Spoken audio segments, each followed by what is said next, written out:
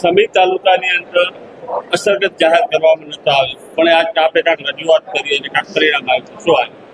આમ તો આપના માધ્યમથી દરેકના સમાજના લોકોને જણાવવા માગું કે મેં મુખ્યમંત્રી સાહેબને, કૃષિ મંત્રી રાઘવજી પટેલ સાહેબને મેં લેટર લખી દીધા હતા. જ્યારે આ વરસાદ અતિ ભારે પડ્યો ત્યારે લખી તો આપ્યો તો બરાબર, પણ છતાં વાત એવી સાંભળી હતી કે ભાઈ સમી તાલુકાઓ સમાવિષ્ટ કરવામાં આવેલ નથી.